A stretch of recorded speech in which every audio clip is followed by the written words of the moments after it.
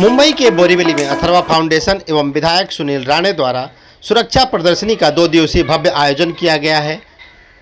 इस प्रदर्शनी का उद्घाटन महाराष्ट्र के राज्यपाल महामहिम रमेश बैस के हाथों हुआ। इस मौके पर भारी संख्या में सुरक्षा उपकरण आम जनता के देखने हेतु यहाँ पर लगाए गए हैं, जिसमें जल सेना, थल सेना एवं वायुसेना के उपकरण शामिल हैं।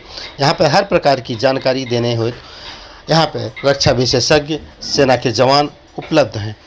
इस प्रदर्शनी का उद्घाटन महाराष्ट्र के राज्यपाल महामहिम रमेश बैस के हाथों हुआ। इस मौके पर भारी संख्या में सुरक्षा उपकरण आम जनता के देखने हेतु यहाँ पर लगाए गए हैं, जिसमें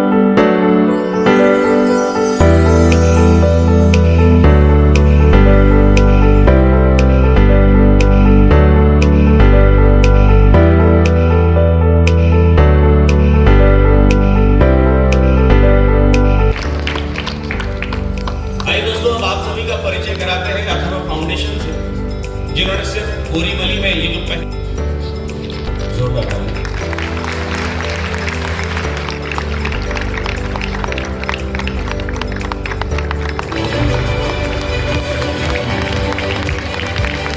आराम और चैन की नींद सो पाते हैं।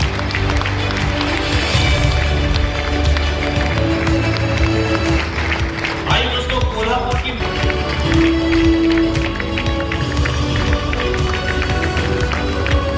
बोलेंगे भारत माता की। बहुत ही खुशी की बात है बोरीवली के धरती पर, जहां पर सभी महापुरुषों के नाम पर प्रकल्प और पुतलों का निर्माण हम सब लोगों ने मिलकर किया।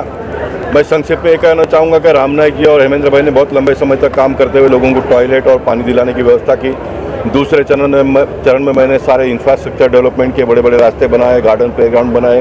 अब मुझे लगता है कि तीसरा दौर आ रहा है जहाँ पर इस प्रकार के कार्यक्रमों का आयोजन करने की आवश्यकता है, और उस काम को सुनील राणे जी पूरा कर रहे हैं। और ये बहुत ही अच्छा कार्यक्रम है, ऐसा मैं मानता हूँ, जहाँ पर वीर पुरुषों को मानने वाले देशभक्त लोग हैं, तो वीर सिपाहियों का भी मनोबल बढ़ाने के लिए इस प्रकार के कार्यक्रमों की आवश्यकता बहुत ज़्यादा है, ऐसा मैं मानता हूँ। और ये 2 दिन के प्रदर्शनी से हमारे युवाओं को देश के प्रति उनकी संवेदनाएं जगेगी, देश के प्रति मर मिटने की भावना उनके दिलो दिमाग में उजागर होगा, और यही विचार हमारे देश को आगे बढ़ाएगा, ऐसा मैं मानता हूँ। इसलिए मैं फिर एक बार अथर्वा फाउंडेशन और सुनील राणे जी का अभिनंदन करना चाहूँगा। महाराष्ट्र के महामहिम रमेश बैस जी, जिन्होंने आकर इस कार्यक्रम की शोभा बढ़ाई, उनका भी मैं सारे उत्तर मुंबई के नगरजनों की ओर से अभिनंदन करता हूँ, स्वागत करता हूँ। मैं वर्षा राणे, अथर्वा फाउंडेशन की वाइस चेयरपर्सन। इस कार्यक्रम के द्वारा सभी युवकों को यही कहना चाहूँगी कि हमारा देश बहुत ही प्रेशियस है, अपना है, और बहुत जतन करना है। एक एक मनुष्य, एक एक प्राणी इस देश पे जो जीता है वो बहुत ही प्रेशियस है। और ये कार्यक्रम लेके, ये जो हम ऑर्गेनाइज करते हैं, बरसों से करते आ रहे हैं, मार्टियर्स फैमिलीज़ को सपोर्ट कर रहे हैं, गर्ल चाइल्ड एजुकेशन को सपोर्ट कर रहे हैं, इससे इंस्पिरेशन ले श्री सुनील राणे जी जो चेयरपर्सन है अथर्वा फाउंडेशन के, यही बहुत बड़े इंस्पिरेशन है, रोल मॉडल है आज के युवकों के लिए कि विधायक अपने पर्सनल इंटरेस्ट के लिए नहीं बने हैं। वो एक ये जो युवा है अपने भारत के, उनको ये कहना चाहते हैं हम सभी लोग, अथर्वा फाउंडेशन की टीम, अथर्वा एजुकेशन ट्रस्ट की टीम, कि हमारे हाथ में है कि कैसे हमारा समय, अपनी एनर्जी, अपना एजुकेशन अपने देश के लिए काम लाए। और यही एक बहुत बड़ा मैसेज हम पहुंचाना चाहते हैं सभी लोगों को।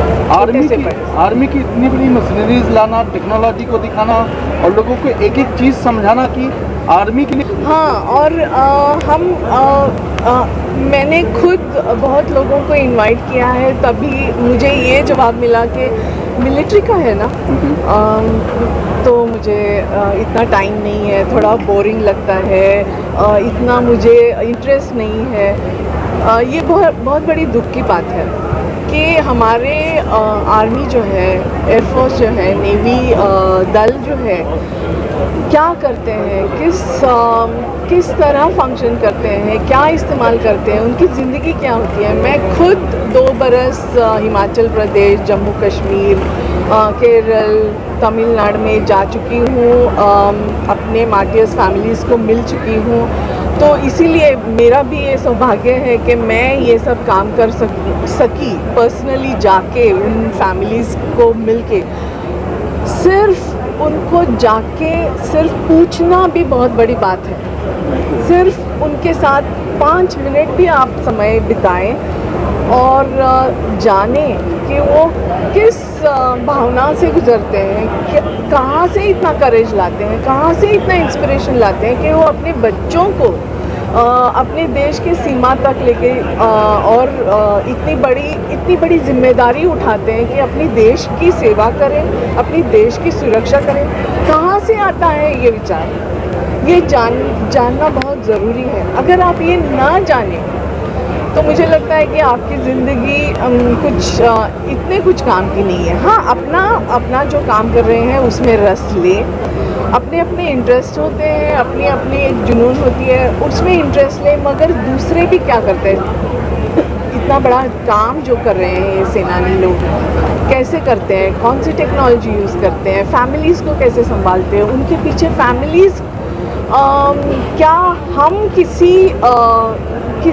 कैसे सपोर्ट कर सकते हैं, क्या इसका अगर विचार भी करें तो बहुत बड़ी बात होगी। आज का संरक्षण प्रदर्शन का उद्घाटन महाराष्ट्र के महामहिम राज्यपाल आदरणीय श्री रमेश बैस साहब ने किया।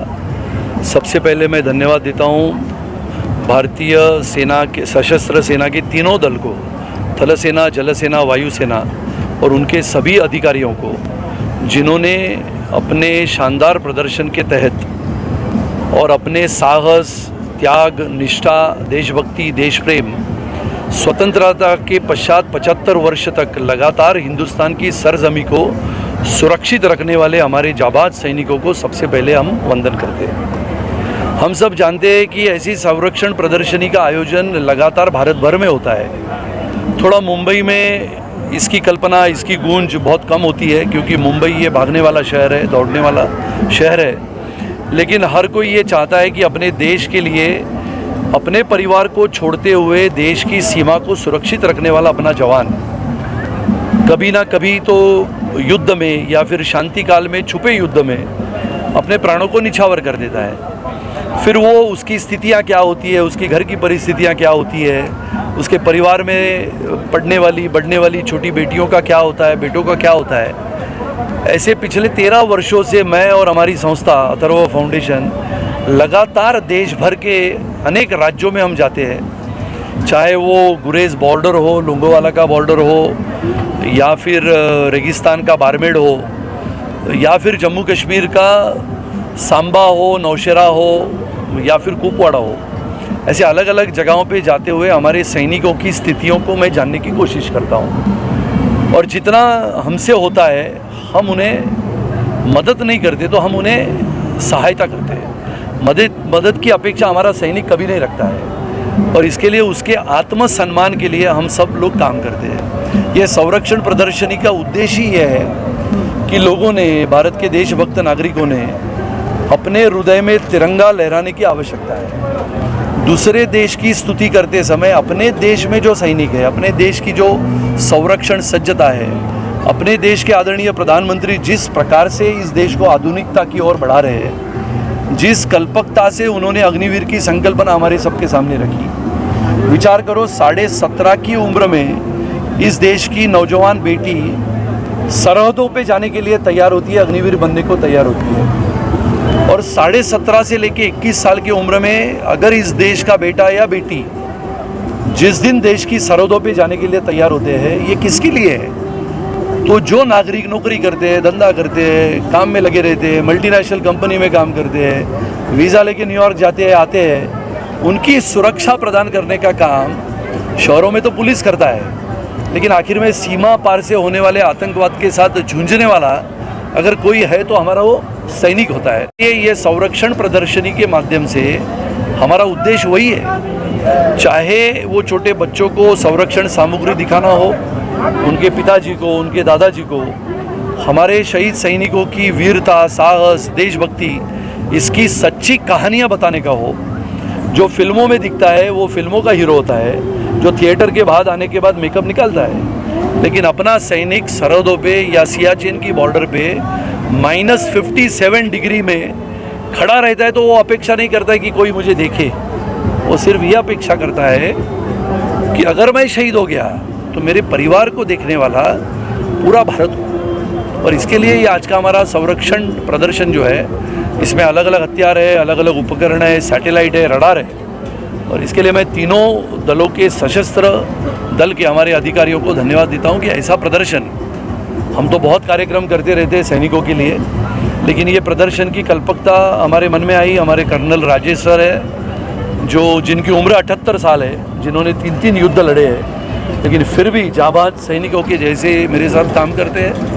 और राजनीति के उस पार, इससे कोई राजनीति का मकसद नहीं है, राजनीति आज है कल नहीं है, लेकिन देश सर्वतोपरि है।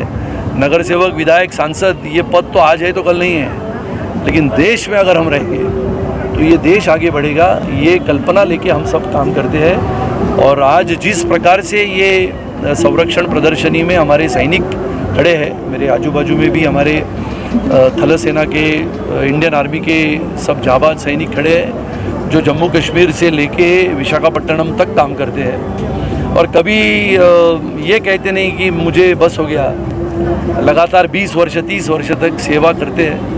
ऐसे सेना के जाबाज जवानों को समझना, यही इस संरक्षण प्रदर्शनी का उद्देश्य है। विधायक जी, इसकी लिस्ट तो मेरे पास 1800 छोटे बच्चे होगी, 1800, यानी ये तो 2000 के पश्चात की है। यानी विचार करो, 2000 के बाद आतंकवादियों के साथ लड़ते समय, आतंकवादियों की गतिविधियों को रोकने के लिए अपने प्राणों का बलिदान करने वाला सैनिक, और फिर उसकी परिस्थिति, उसकी बेटियों को पढ़ाने का लिया हुआ हमने जिम्मा।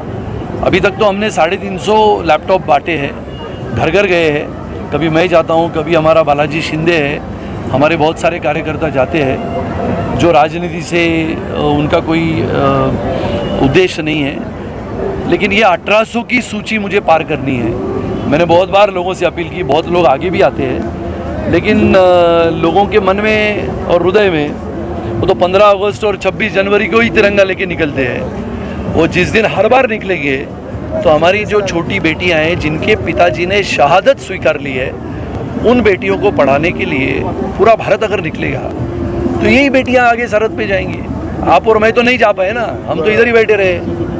तो हम तो उतने निडर नहीं थे, हम निडर होते तो वहाँ जाते। आप हाथ में ये लेके नहीं घूमते, या फिर मैं राजनीति में काम नहीं करता।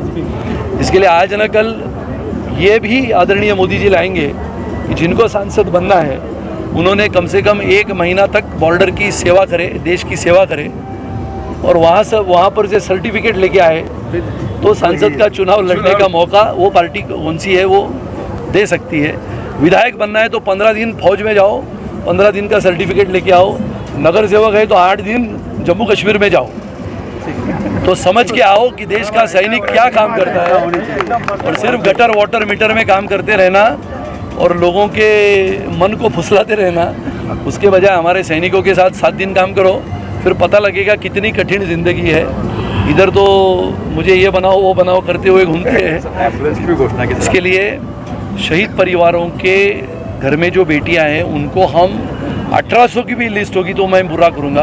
ऑफकोर्स समय लगेगा, वैसे सरकार भी बहुत करती है, लेकिन उदाहरण तौर पे म्यांमार, यानी मणिपुर से म्यांमार की बॉर्डर 70 किलोमीटर तक है, और म्यांमार के जंगलों में या बॉर्डर पे लगातार उग्रवादियों का हमला होते रहता है। हमारे सैनिक भी लड़ते रहते हैं, घायल होते हैं। वहाँ से मणिपुर के अस्पताल तक आने के लिए 76 किलोमीटर का रास्ता है। तो हमने वहाँ पर एक एम्बुलेंस रखी है। मणिपुर में, नागालैंड में, सिक्किम में अभी और 2 एम्बुलेंस हम आने वाले समय में, 2 एम्बुलेंस आने वाले समय में अरुणाचल प्रदेश और आसाम के लिए रवाना होंगी। उसकी भी जानकारी हम आपको देंगे। और ये हमारा प्रयास, जब तक हम हैं तब तक ये निरंतर सेवा हमारे देश के सैनिकों के लिए हम करते रहेंगे।